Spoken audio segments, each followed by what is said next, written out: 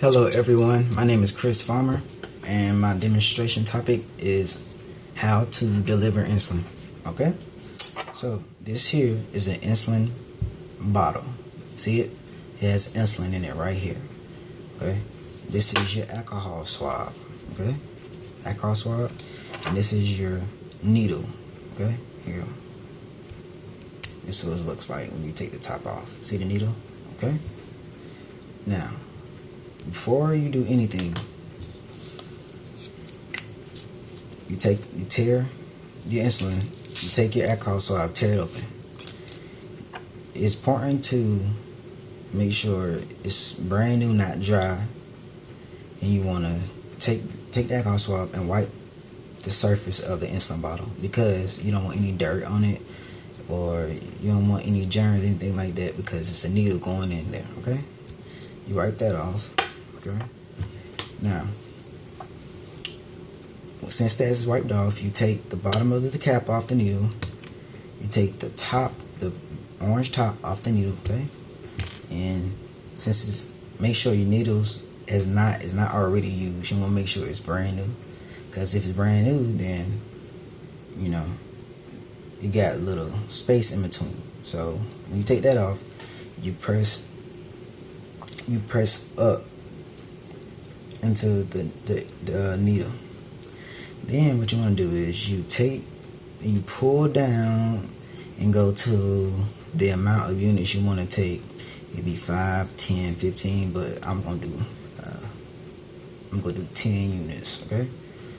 Now, when you take your needle, you turn over like this, and you go down into this surface right here, not the silver part, but the plastic part in the middle.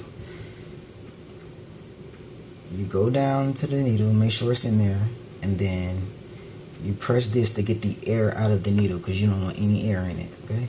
Once you do that, you flip it upside down, and you go down to whatever units you want to take. Okay. Like I said, I'm gonna do 10. When it's on 10, you want to make sure there's no air bubbles inside, because if it's air bubbles inside and you take your insulin, it can cause death and put air in your lungs, and the bubble most likely will burst, and you don't want that to happen. So you want to get those air bubbles out. There are different ways you can get the bubbles out.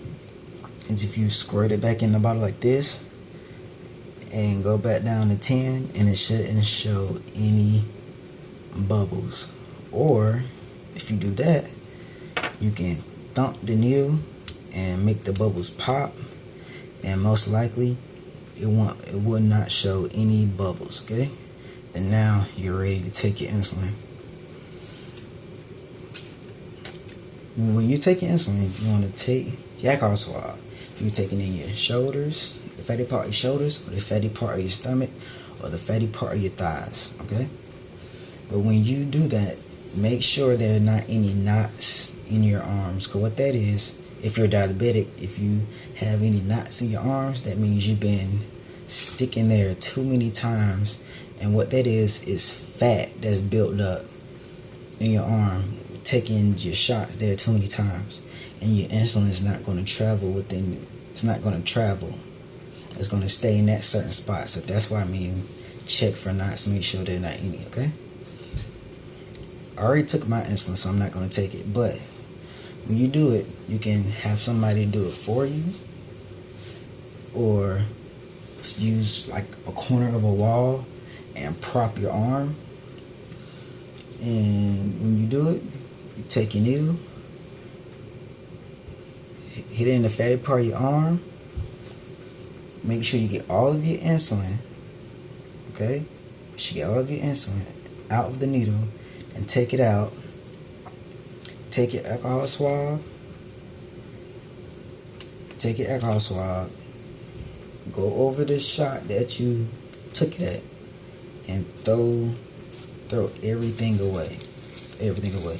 But make sure your needle, the cap is on it, and the orange top is on it, and dispose it into like a biohazard container. because you don't want nobody using those needles. That's very dangerous. Okay? Well, my name is Chris Farmer, and my demonstration topic was how to deliver insulin. Thank you.